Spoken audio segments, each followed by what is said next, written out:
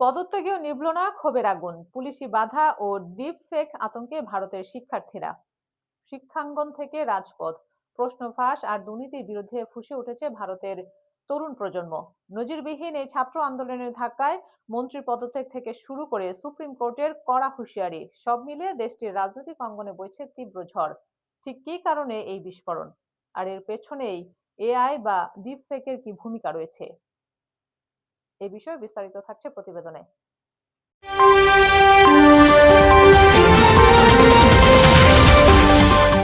চলতি মাসেই নজিরবিহীন ছাত্র আন্দোলনের মুখে পদত্যাগ করতে বাধ্য হয়েছেন ভারতের শিক্ষামন্ত্রী ধর্মেন্দ্র প্রধান। পরিস্থিতি সামাল দিতে প্রধানমন্ত্রী নরেন্দ্র মোদী একটি বিশেষ টাস্ক ফোর্স গঠন করেছেন, যাদের প্রধান সুপারিশ হলো জাতীয় পর্যায়ের বড় পরীক্ষাগুলো ধীরে ধীরে কম্পিউটার ভিত্তিক পদ্ধতিতে রূপান্তর করা। তবে শীর্ষ আদালত সাফ জানিয়ে দিয়েছে, একা প্রযুক্তির পক্ষে প্রশ্ন ফাঁসের মতো দুর্নীতি পুরোপুরি বন্ধ করা সম্ভব নয়। এদিকে আন্দোলন দমাতে বিভিন্ন রাজ্যের শিক্ষার্থীদের নির্বিচারে আটক ও হেনস্থা করার অভিযোগ উঠেছে। ককরোচ জনতা পার্টির প্রতিষ্ঠাতা অভিজিৎ দীপকে দাবি করেছেন, পুলিশ সরাসরি ছাত্র নেতাদের বাড়ি বাড়ি গিয়ে ভীতি প্রদর্শন করছে।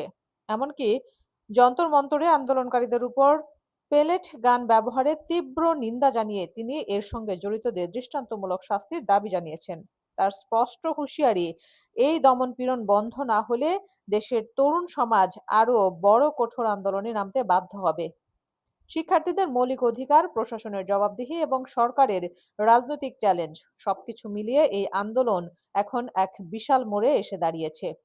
অন্যদিকে প্রধানমন্ত্রী নরেন্দ্র মোদীকে নিয়ে সোশ্যাল মিডিয়ায় আপত্তিকর ও মানহানিকর কন্টেন্ট ছড়ানোর অভিযোগে দিল্লি পুলিশের স্পেশাল সেলের আইএফএসও ইউনিট একটি আনুষ্ঠানিক এফআইআর দায়ের করা হয়েছে। পুলিশের দাবি, চলমান বিক্ষোভকে ভিন্ন খাতে প্রবাহিত করতে কৃত্রিম বুদ্ধিমত্তা বা ডিপ ফেক টেকনোলজি ব্যবহার করে প্রচুর বিভ্রান্তিকর ও ভুয়া কন্টেন্ট ছড়ানো হচ্ছে।